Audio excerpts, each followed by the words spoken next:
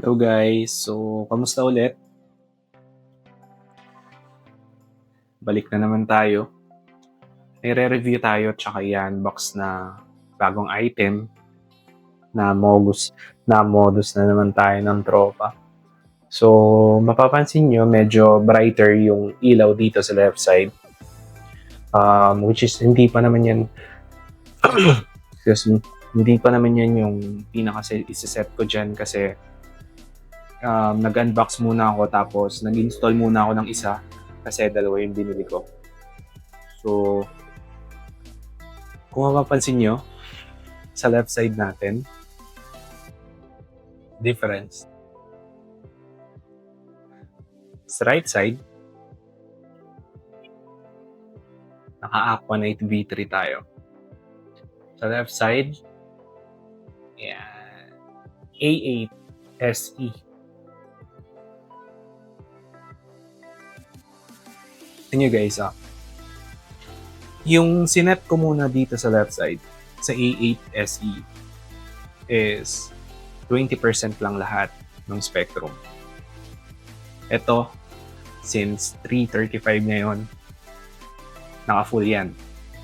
100% yung blue, 100% yung purple, and then, yung third channel ko is nasa around 30 lang yan. Whites. Tingnan nyo difference. Diba? Laki ng difference, guys. Pero ito kasi, naka 20% lang siya. Kanina sinubukan kong i-100. Sa litit lang. Sobrang liwanag, grabe. Parang ang mali na nagdalawa pa ako ng SE. Parang overkill na siya. Pero okay na yun. Adjust na lang natin sa spectrum saka sa scheduling kung papaano. Mas maganda yung dalawang pirasong ganyan. Pero bakit ako ng ganyan? Na-inlove ako sa SPS, guys. May natank visit ako. Bali, last week, napapasyal ako dun sa isang kaibigan na SPS dominant siya. Sabi ko nung una, parang ang pangit naman ng SPS. Parang kasi, di ba? Para siyang mga bato na nasa loob lang din na makukulay. Ay, grabe. Nung pumunta ako sa tropa, SPS dominant, grabe. Ang ganda pala talaga sa personal. Mas, kung nagagandahan kayo sa lahat ng types ng chorus na nandyan, kaya mas magaganda pa dyan. Try nyo mag-SPS. Try nyo mag-SPS. Or try nyo man lang makakita personally ng SPS. Saka nyo sabihin hindi maganda ang SPS, okay? Makakatulad ko lang rin kayo Pero yun nga. Yun. So, dominant siya. SPS dominant siya. Maganda. Kasi, ang una niyang sinabi sa akin is ilaw. Ilaw yung pinakamagandang umpisahan kung mag-SPS ka. Kaya, napabili tayo niya. So, ito guys yung pangalawa. Sealed pa yan. Hindi ko pa nabubuksan. Yung isa binuksan ko na. Yun yung nakasetup ngayon doon sa taas. So ito, bubuksan natin sabay-sabay. Tapos, sa-setup din natin sabay-sabay. Pakita ko sa inyo. Medyo nalito lang talaga ako. May nakita, may isa doon na bracket na hindi ko alam kung paano ko ilalagay or kung may kulang ba doon sa setup na sa pack dito sa box na pinadala sa akin. Pero setup ko naman yun, ginawa ko na lang ng paraan. So yun guys, pakita ko muna sa inyo, unbox tayo nito tapos setup ko din.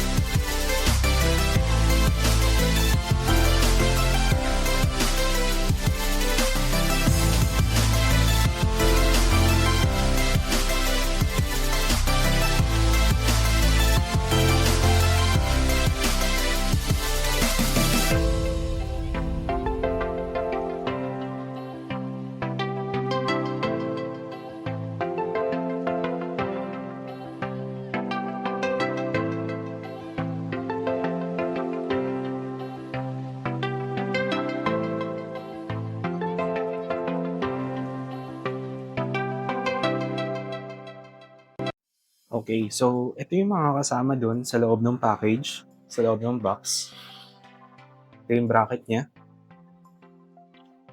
Para siya dito. Tapos, ang kailangan mo dyan is yung 4 screws na nandito, 4 bolts. Siya. Bali ito, may kasama siyang brush din. Ang linis siguro. Ewan ko para sa'yo. Pero yun lang naman purpose niya, panglinis. So, ganito ko siya sinet up. Ito yung 4 na screws para dito sa 4 na bracket. Na butas ng bracket. So, pero ang inuna ko ay ito. Itong nag-iisang to. Kasama siya dun sa bracket. So, basically dito siya sa center. Dito ako nagka-problema kanina kasi ito guys. Meron ito.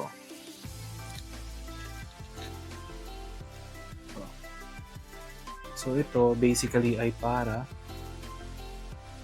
magalaw-galaw mo siya. Kaso, hindi siya magkasya dito sa gitna. Dito. So, para sana ano mo siya ng nakaganyan yung ilaw, o nakaganyan. Kung saan siya naka-face. So, since hindi ito magkasya, hindi ko na lang ito ginamit. Baka sooner or later, pagka kailangan, malaman ko kung saan ko siya gagamitin. Pero this time kasi talaga hindi. So, ito muna yung gagawin niyo.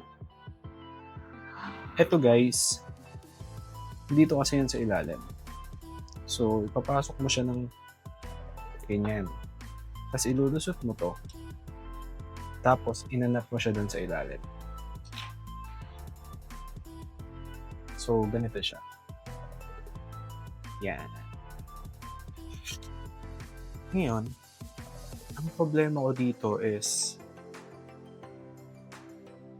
pag ilalagay mo tong nut na maliit na to na kasama dun sa bolt, tumatago siya dyan. Lusot talaga siya dyan. Lusot siya dun, dito. So, it's either iganyan mo siya para mag-lock yung nut doon, which is baka hindi rin pumasok sa kung ano yung gusto ninyo. Ang ginawa ko, lang guys.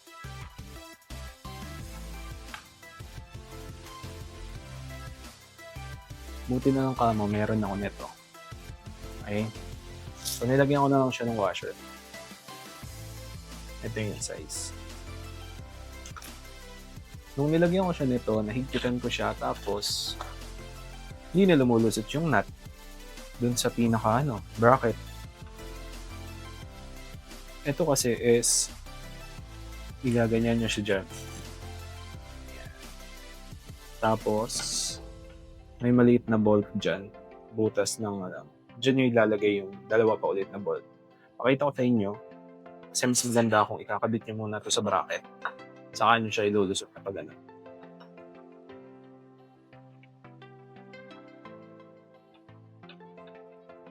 So ang ginawa ko, ito, sinaktuhan ko lang dito. Ayan. Baga, saktong-sakto lang siya dyan. Ayan. Make sure nyo lang guys na yung flat side ay nasa ibabaw. Kasi dun kayo magbobolt mamaya dun sa bilog na bracket. So, ayan, ganyan. Nasa ko lang yung bolt. Tapos, lagay ko lang tong washers. Hulog. Ayan. So, hindi nalulusot yung nut natin.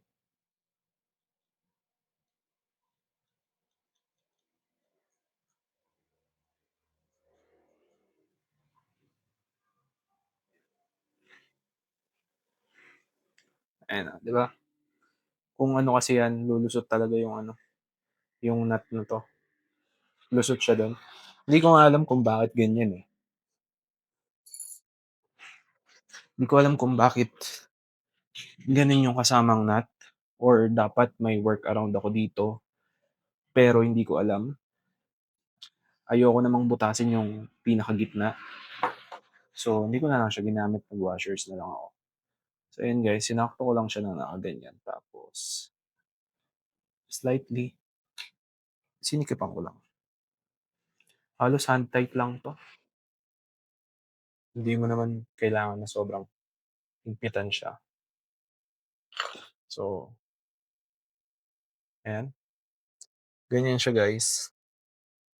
So, may movement lang siyang kaunti pero okey lang 'yan. So, after niyan, ilalagay ko na siya dito. So, yung back nito, which is ito yung back, ayun, oh, makikita niyo 'yan. Dito sinasaksak yung power source. So, kailangan andiyan siya. Yun din yung back niya. So, ayan, ganyan. Tapos tsaka niyo gagamitin 'tong 4 na bolts. Thumb screw lang siya, so hand tight lang din dapat. So, ayun nga, nalobat yung mic, voice over, take over tayo ngayon. So, ayun guys, continue nyo lang na, ayan, hand tight nyo lang yung sa lahat nung 4 na butas para dun sa bolt. Hand tight lang naman yan, hindi nyo naman kailangan sobrang pagkahigpitan yan. Kaya thumb screw lang din yung isinama nila sa package. Oh.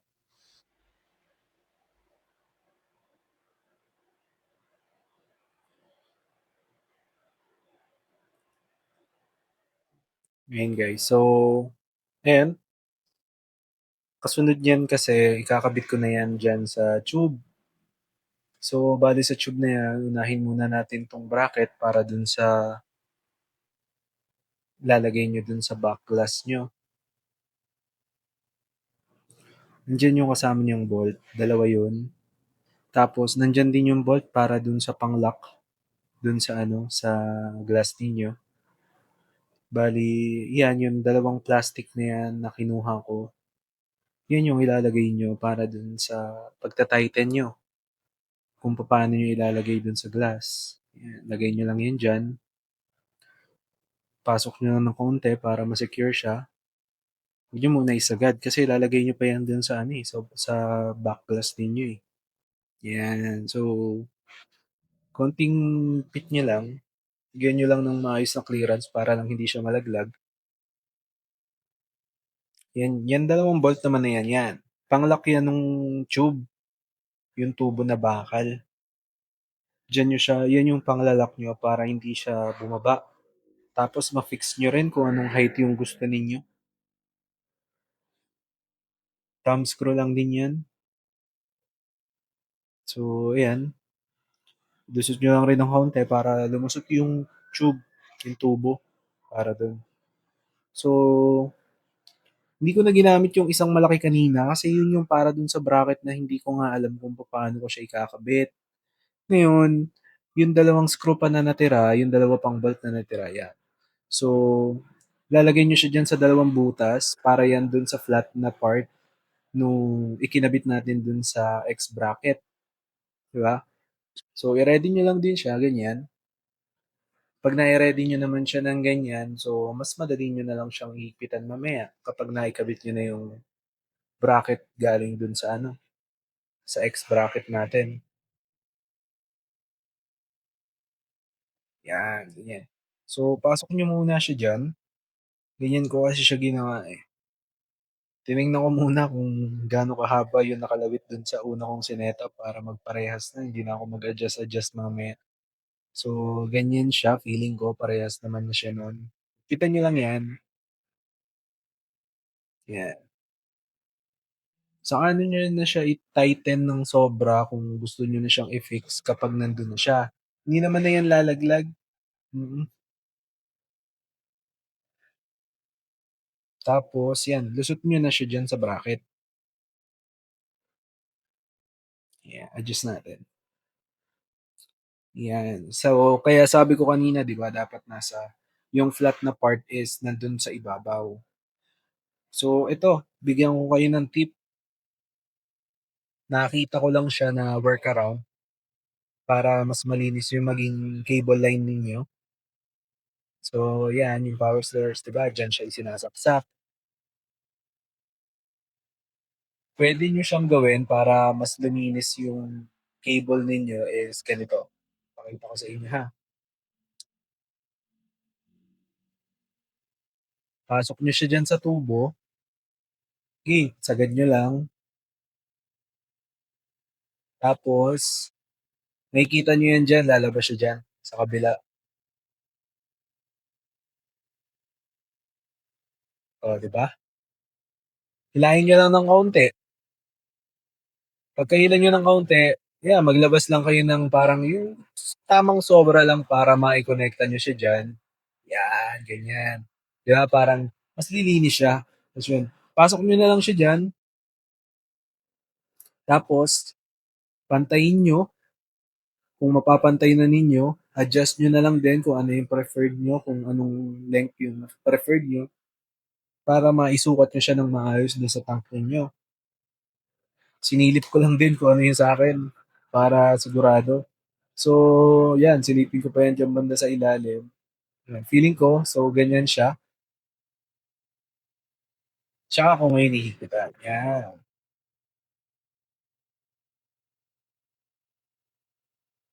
Isentro nyo na rin as best as possible na kung kaya nyo siyang center. Kasi yan, hinigpitan ko na. Kasi feeling ko naman, parehas na siya dun sa isa. Tiningnan ko, may agwat kasi siya sa ilalim.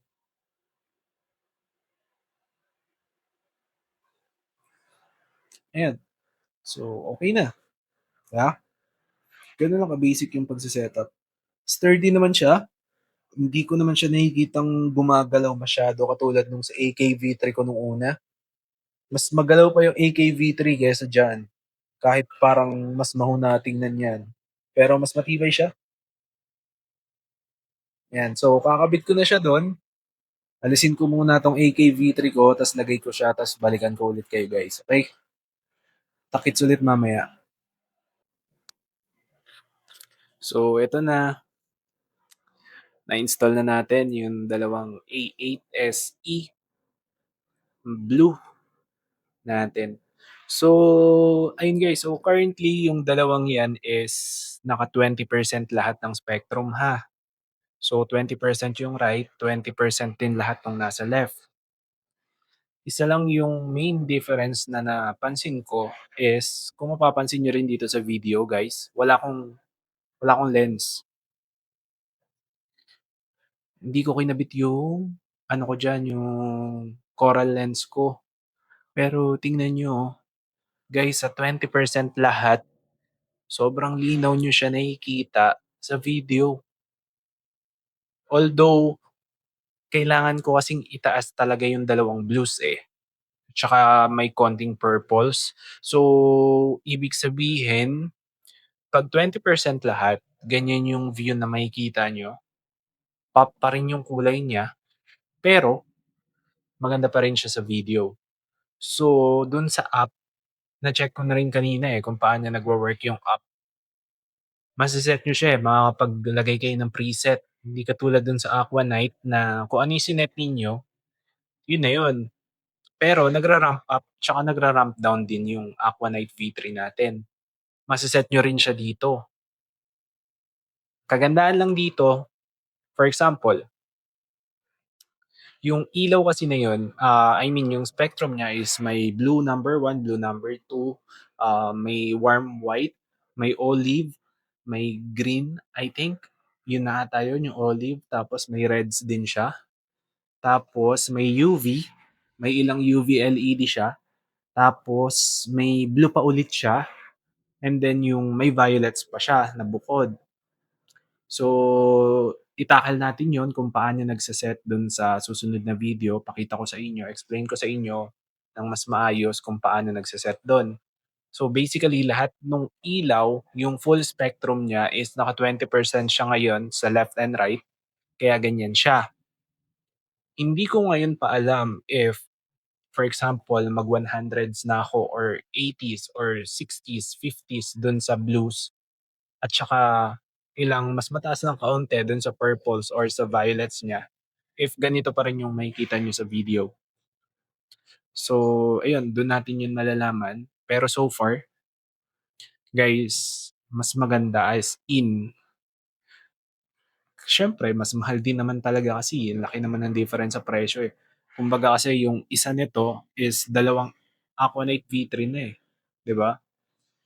Dun pa yun sa walang bracket.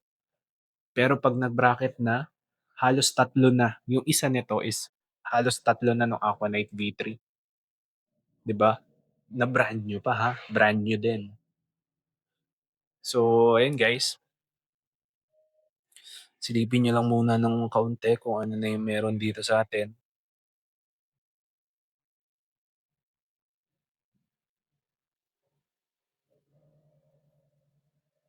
Itong hammer ang gustong-gusto ko ngayon, eh.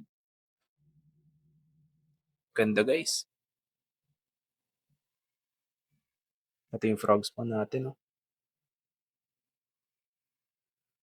Ganda. So, pasensya na guys kung ewan ko kung maririnig nyo after ng edit. Pero nagpe-print kasi ako ng shade. Kasi guys, sobrang liwanag dito sa room. As in, hindi talaga siya pwedeng walang shade. Sobrang kalat na kalat yung ilaw niya. Pero yun, so far, happy ako sa kung ano yung nabili ko. Nagustuhan ko rin kung ano yung performance niya out of the box nang hindi pa nakaset. And yun na yung sunod natin pag-uusapan, yung about na sa pagse-set ng schedule. Upon checking naman dun sa sa application, madali naman. Parang mas madali lang naman siya. May nabasa kasi akong review na parang ang hirap daw niyang gamitin, pero feeling ko naman madali. May explain ko sa inyo kung paano, okay? So yun guys, bye muna, hanggang dito na lang muna ulit tayo. See you sa next vlog.